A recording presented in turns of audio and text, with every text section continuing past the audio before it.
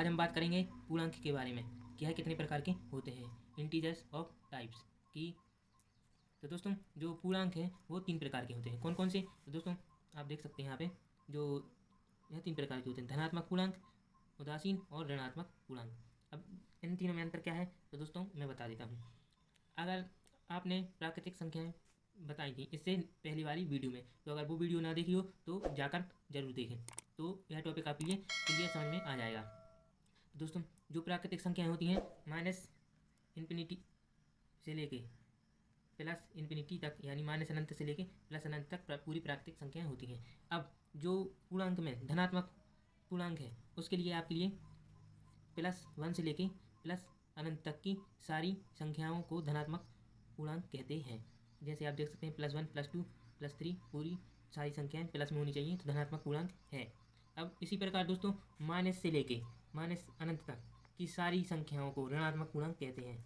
अब दोस्तों बात आती है तो उदासीन संख्या क्या है। तो दोस्तों अगर आपने गौर फरमाया है तो +1 और -1 के बीच में दोस्तों 0 आता है, तो 0 का काम यही है, उदासीन संख्या तो 0 है। दोस्तों इसमें एक और कंडीशन है, ये प्लस माइनस दोनों में आता है, तो इसका यह दोनों तरफ हो सकता है। अब बात करते हैं दोस्तों धनात्मक पूर्णांक की, पॉजिटिव इंटीजर्स के बारे में, क्या है कितने प्रकार के होते हैं। तो दोस्तों धनात्मक पूर्णांक होते हैं जो वह भी 3 प्रकार के होते हैं। तो दोस्तों जो पहला है वो है अभाज्य संख्या। दोस्तों इसके बारे में चर्चा कर लेते हैं। दोस्तों इसका जो प्रोसेस है वो जिनके केवल 2 फैक्टर हों। 2 फैक्टर से तात्पर्य दोस्तों जिनका गुणनखंड करने पर एक एक या उसी नंबर से उसका भाग हो। जैसे तो दोस्तों आप यहाँ पे देख सकते हैं, एक तो इनमें जो एक है वह अभाज्य संख्या होती है क्योंकि उसका वो सभी में आएगा यह नंबर 1। जैसे आप देख सकते हैं 2 के अगर गुणनखंड निकालें तो एक होगा और 2 होगा, वो स्वयं होगा जिनके केवल 2 फैक्टर होंगे। इसी प्रकार 3 के फैक्टर दोस्तों केवल 2 होंगे, 5 के भी फैक्टर दोस्तों 2 होंगे। अब इसमें दोस्तों एक और इंटरेस्टिंग बात है कि जो 2 है, 2 दोस्तों यह प्रथम अभाज्य संख्या है, प्रथम अभाज्य संख्या है दोस्तों यह। साथ ही साथ में दोस्तों यह एक सबसे छोटी अभाज्य संख्या है। ये आप जनरल नॉलेज में याद करके रखें, सबसे छोटी अभाज्य संख्या है 2। अगर क्वेश्चन आता है कि सबसे छोटी अभाज्य संख्या कौन सी है तो वह 2 होगी। अब दोस्तों इसका जो तीसरा पॉइंट है तो दोस्तों केवल और केवल यही संख्या है जो सम है और साथ ही साथ अभाज्य है। केवल एक ही है जो सम के साथ अभाज्य संख्या है।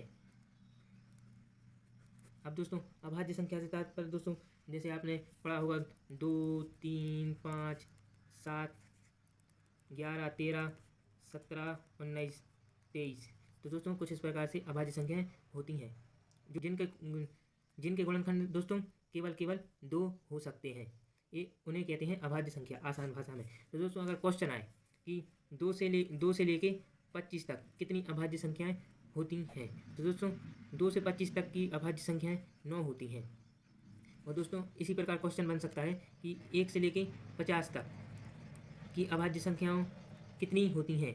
तो दोस्तों 1 से लेके 50 तक की अभाज्य संख्याएं 15 होती हैं।